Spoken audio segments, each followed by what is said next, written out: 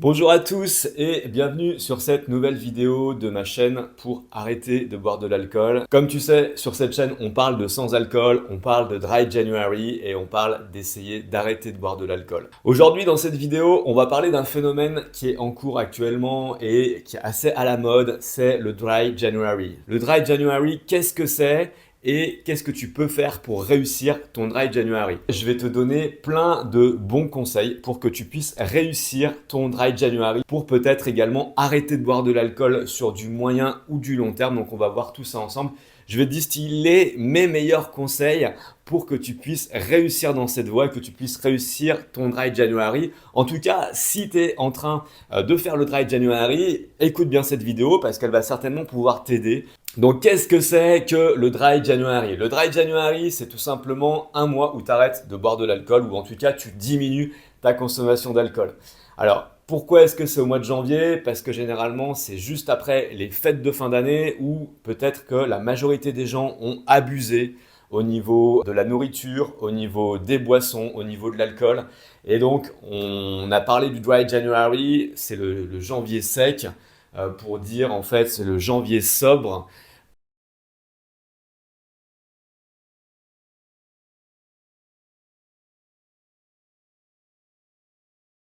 Nouvel an qui est passé par là et donc on a envie de retrouver une bonne santé pour la nouvelle année, on a envie de partir sur des bonnes bases et donc la meilleure manière de pouvoir essayer de repartir sur des bonnes bases, c'est de passer un mois sans alcool. Donc déjà, ce que je voulais te dire dans un premier temps par rapport au Dry January, c'est que si tu es dans cette démarche-là, eh ben c'est quelque chose de génial. Ça veut dire qu'en fait, tu as déjà pris conscience du problème. Et donc quand on prend conscience du problème, on a déjà réussi à le résoudre quasiment à moitié et donc c'est déjà une très bonne chose de fait, c'est-à-dire que tu es dans une démarche consciente de vouloir arrêter de boire de l'alcool, de vouloir peut-être limiter un petit peu ta consommation, de boire moins et d'être plus conscient de ce que tu consommes. Donc ça, c'est vraiment une très bonne chose. Donc déjà, la première chose que j'ai envie de te dire, c'est félicitations si tu es sur cette vidéo. Si tu as entrepris de faire le Dry January, ça veut dire que tu es dans cette optique-là de prendre soin de toi-même, de prendre soin de ta santé et de te prendre en main. C'est vraiment important. Tu te prends en main, tu as conscience de ce qui se passe, tu as conscience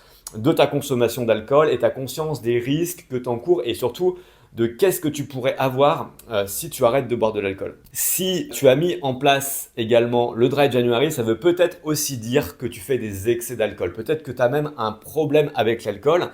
C'est le cas de beaucoup de personnes en fait, parce que l'alcool, c'est quoi? C'est une drogue et c'est une drogue qui est addictive. Alors, on n'en parle pas forcément comme ça dans les médias, dans la société, avec ses amis, mais c'est bel et bien le cas. C'est-à-dire que c'est quelque chose qui te pousse à consommer toujours plus d'alcool et qui également est sur du long terme. Donc quand tu commences à boire un petit peu, eh ben, tu vas boire régulièrement et tu vas boire peut-être de plus en plus. Il y a beaucoup de phénomènes addictifs vis-à-vis de l'alcool. Donc si tu es en train de mettre en place le Dry January, il faut également que tu te poses la question de savoir si tu n'as pas une consommation qui est problématique avec l'alcool, si tu n'as pas une consommation addictive, est-ce que tu pourras arriver à te passer de boire de l'alcool? Donc effectivement, le Dry January, ça peut être un très bon test pour toi pour vérifier si tout se passe bien pour toi, si tu prends la démarche, l'initiative d'arrêter de boire de l'alcool pendant un certain nombre de temps. Là, par exemple, un mois. L'autre chose que je voulais te dire par rapport au Dry January, c'est qu'en fait, il n'y aura pas forcément de réussite et il n'y a pas forcément non plus d'échec. C'est-à-dire que si tu as un comportement qui est déjà addictif par rapport à l'alcool, ça risque d'être compliqué pour toi de tenir le Dry January. Et peut-être que tu vas rater, peut-être que tu vas essayer de le faire et peut-être que ça va pas fonctionner, peut-être que tu vas reboire de l'alcool, etc. Donc tu vas te dire, mince, j'avais prévu de pas boire d'alcool pendant le mois de janvier et finalement je bois de l'alcool, c'est pas bien, je suis mauvais, j'arrive pas à faire les choses comme il faut. Moi, j'ai envie de te dire autre chose. J'ai envie de te dire, il n'y a pas forcément de réussite et il n'y a pas forcément non plus d'échec. Le but, c'est d'essayer de tenir à cet objectif que tu t'es fixé.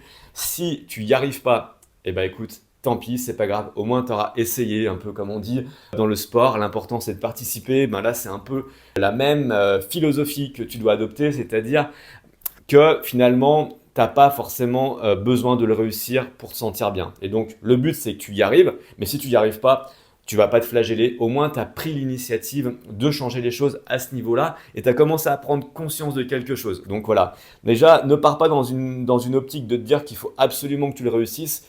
En tout cas, c'est un test. Vois-le peut-être même comme un test, c'est-à-dire juste un truc. Est-ce que je suis capable de le faire? Et si je ne suis pas capable de le faire, quelles sont les raisons qui font que je ne suis pas capable de le faire? Et là, du coup, tu peux te remettre en question, tu peux réévaluer ta consommation d'alcool, tu peux voir les choses différemment et tu peux peut-être adopter une stratégie qui soit plus long terme et voir les choses différemment, notamment peut-être si tu as envie d'arrêter de boire de l'alcool. J'ai ma formation que j'ai créée, qui est disponible en ligne, tu peux l'acheter. La troisième chose que je voulais te dire par rapport au Dry January, c'est que comme je te l'ai dit, il faut voir ça comme un test. Et qui dit test dit forcément des bugs et dit forcément quelque chose qui va pas fonctionner. C'est un peu comme une mise à jour, tu sais, d'un logiciel. Si tu as un smartphone, par exemple, des fois on te demande de faire des mises à jour. Et la mise à jour, elle est censée être meilleure, mais des fois, eh ben, elle bug plus que l'ancienne.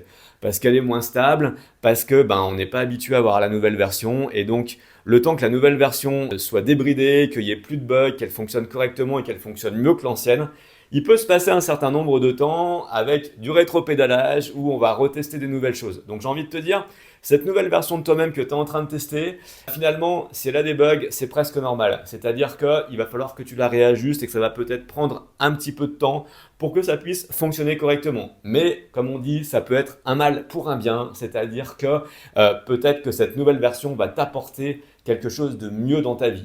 Donc voilà, donc vois cette étape du Dry January comme un test que tu fais et comme un test qui peut bugger. Donc tu peux reconsommer de l'alcool, peut-être que tu vas te rendre compte, comme je te l'ai dit, de la consommation problématique que tu peux avoir, mais c'est une bonne chose. Voilà, et dis-toi que c'est peut-être la première étape vers une nouvelle version de toi-même. Alors maintenant, je vais te donner des petits tips pour réussir ton Dry January. Si tu es dans cette optique-là de vouloir réussir ton Dry January, c'est certainement ton ambition quand tu entames ce challenge. Je vais te donner quelques petits conseils qui sont dispo également dans ma méthode et voilà, des petits conseils très simples qui sont très intéressants à mettre en place pour réussir ton Dry January. Alors, la première chose toute simple, c'est de limiter tes sorties. C'est-à-dire que si tu as l'habitude de beaucoup sortir et donc d'être le plus en contact avec des situations où tu es susceptible de boire de l'alcool, essayez pendant le mois de janvier de te protéger un petit peu et de limiter tes sorties. Ça ne veut pas dire ne pas sortir du tout, mais ça veut dire faire attention là où tu t'exposes et là où tu as potentiellement le plus de risques de reconsommer de l'alcool. Donc voilà, le premier conseil que je te donnerais, c'est de limiter tes sorties, limiter les situations où tu présenterais une vulnérabilité. Donc la vulnérabilité, c'est quoi? C'est un moment donné où tu vas un peu déraper, où tu vas peut-être te sentir mal à l'aise et tu vas te sentir contraint de boire un verre et d'oublier ton challenge parce que la pression sociale, par exemple, est trop forte et que tu préfères faire comme tout le monde et trinquer avec un verre d'alcool, un verre de vin ou de la bière plutôt que de marquer ta différence et de ne pas boire d'alcool. L'autre conseil que je vais te donner si tu entreprends ce Dry January, c'est peut-être de commencer dans les situations sociales dont on vient de parler, de commencer par un verre d'eau. Donc tu commences par un verre d'eau, ça va te permettre de mettre de la distance par rapport à ta consommation d'alcool. À la limite, tu peux te dire presque, je verrai après si je consomme de l'alcool et si je tiens mon challenge, mais dans un premier temps, je m'oblige à consommer un verre d'eau. Et le verre d'eau, il va avoir cet effet un peu tampon dans la situation sociale où tu vas avoir un verre à la main, mais ça sera un verre d'eau, ça ne sera pas un verre d'alcool, ce ne sera pas un verre de vin, et donc du coup, ça te permet de temporiser la situation. Et tu vas peut-être te rendre compte inconsciemment que tu es capable de pas boire d'alcool dans cette situation-là. Donc si tu as des difficultés à mettre en place ce Dry January, essaye de t'imposer le verre d'eau. Dans une rencontre avec des amis, dans une rencontre professionnelle pour fêter la nouvelle année, voilà, ça peut arriver. Tac, tu commences par un verre d'eau, tu dis, ah tiens, j'ai un peu soif, j'ai un peu la gorge sèche, j'ai plutôt envie de commencer par un verre d'eau et puis je consommerai un verre d'alcool après.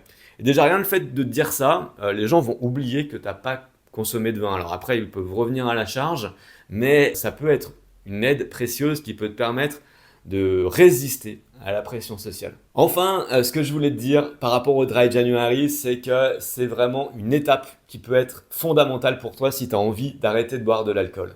Si tu as envie d'arrêter définitivement de boire de l'alcool, si tu es convaincu que l'alcool n'est pas bon pour ta santé, n'est pas bon pour ta propre vie, que tu peux t'en passer, que tu peux développer une autre confiance en soi dans les soirées quand tu sors et quand tu rencontres des gens, que l'alcool n'est pas la solution pour toi, peut-être que le Dry January, c'est une étape fondamentale qui va te permettre d'arrêter définitivement de boire de l'alcool. J'ai arrêté de boire de l'alcool il y a pratiquement 2 ans. J'ai repris l'abstinence de l'alcool. J'avais une consommation qui était assez régulière à occasionnelle et j'ai décidé pour le challenge, pour ma méthode et pour développer ma formation également, d'arrêter à nouveau de boire de l'alcool pour voir ce que ça pouvait donner et pour pouvoir noter également toutes les difficultés auxquelles j'étais rencontré et mettre en place, éprouver ma méthode sur le terrain pour voir comment ça pouvait fonctionner.